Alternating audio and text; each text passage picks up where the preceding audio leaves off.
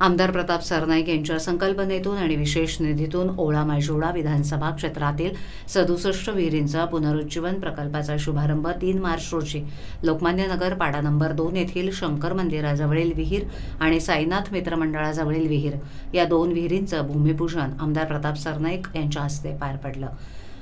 ठाणे शहराची लोकसंख्या दिवसेंदिवस झपाट्याने वाढतेय। पालिकेकडून होणारा पाणी पुरवठा अपुरा असून अनेकदा तांत्रिक बिघाडामुळे पाणी बंद राहतं किंवा एप्रिल-मे महिन्यात पाणी कपातीला नागरिकांना तोंड द्यावं लागतं। अशा वेळेला टँकरचा भुर्दंड नागरिकांना सहन करावा लागतो। शहरात पूर्वीच्या काळापासून असलेल्या विहिरी पुनरुज्जीवित कराव्यात। या विहिरींमधील पाण्याचे नैसर्गिक स्रोत जपले जावेत। भविष्याच्या दृष्टीने हे पाणी उपयोगी पडण्यासाठी सर्व विहिरींची शास्त्रोक्त पद्धतीने साफसफाई करून नैसर्गिक आणि पिण्यायोग्य पाणी निर्माण करणं गरजेचं असल्यामुळे या विहिरी स्वच्छ करून त्याचा पुन्हा वापर झाला पाहिजे, अशी आमदार प्रताप सरनाईक यांची संकल्पना आहे। त्यासाठी सर्व विहिरींची टप्प्याटप्प्याने साफसफाई करून विहिरींमधील नैसर्गिक पाण्याचे स्रोत जिवंत करण्यासाठी एकूण 50 कोटी रुपये निधीची आवश्यकता असल्यानं त्याकरता ते राज्य शासनाकडे पाठपुरावा करत होते। अखेर आमदार प्रताप सरनाईक यांच्या मागणीला यश आलं असून मुख्यमंत्री एकनाथ शिंदे यांनी या कामास निधीसह मंजुरी दिली आहे।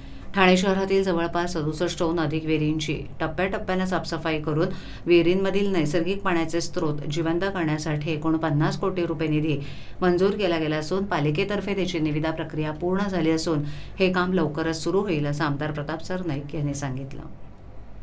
आणि अशा परिस्थितीमध्ये ह्या सगळ्या विहिरींचं पुनरुज्जीवन करायचं मी ठरवलं।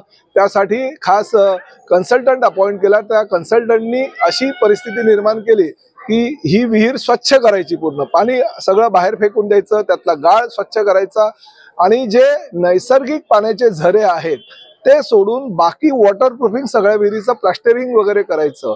त्या विहिरी स्वच्छ केल्यानंतर ते नैसर्गिक जे पाण्याचे स्रोत आहे ते चालू करायचे। त्यात गटाराचं पाणी जात असेल किंवा ड्रेनेज लाईन आसपास असेल त्याचं पाणी जात असेल तर ते बंद करायचं, जेणेकरून अस्वच्छ विहिरी राहण्याने स्वच्छ राहील। आणि मग त्याचं जे पाणी आहे नैसर्गिक स्रोतमधून आलेलं स्वच्छ पाणी हे वर पाण्याची टाकी बसवली जाईल, त्या पाण्याच्या टाकीमध्ये जाईल। ते पाणी स्वच्छ कर म्हणजे तो फिल्ट्रेशन प्लांट सुद्धा असेल, त्या फिल्ट्रेशन प्लांटच्या माध्यमातून स्वच्छ होऊन त्या टाकीमध्ये जाईल आणि टाकीच्या माध्यमातून सर्वसामान्य जनतेला ते पाणी मिळेल।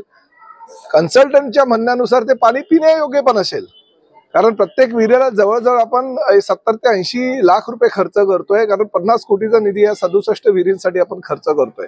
त्यामुळे ते स्वच्छ पाणी पिण्यायोग्य जरी नसेल, निदान लोकांना सर्वसामान्य जनतेला धुणं भांडी करण्यासाठी किंवा इतर काही गोष्टींसाठी जरी वापरायला मिळालं, घर स्वच्छ करण्यासाठी, तरी योग्य असं माझं म्हणणं आहे।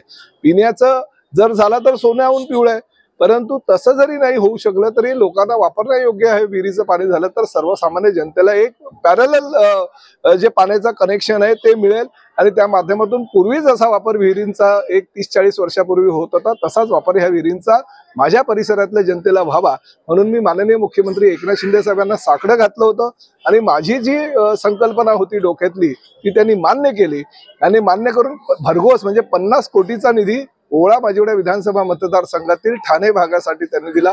आणि पुढल्या 6 ते 8 महिन्यात, किती महिन्यात होणार असेल? टोटल 2 वर्षाचा कालावधी, 2 वर्षाचा कालावधी आहे, परंतु लवकरात लवकर त्याहीपेक्षा आधी ह्या विहिरींचं पुनरुज्जीवन करावं आणि जेणेकरून सर्वसामान्य जनतेला ते पाणी उपलब्ध होईल अशी व्यवस्था करावी। महापालिकेच्या माध्यमातून आमचे कुलकर्णी साहेब अतिशय चांगल्या प्रकारचं काम त्यांनी ह्या विहिरींच्या पुनरुज्जीवनाच्या कामासाठी केलेलं आहे।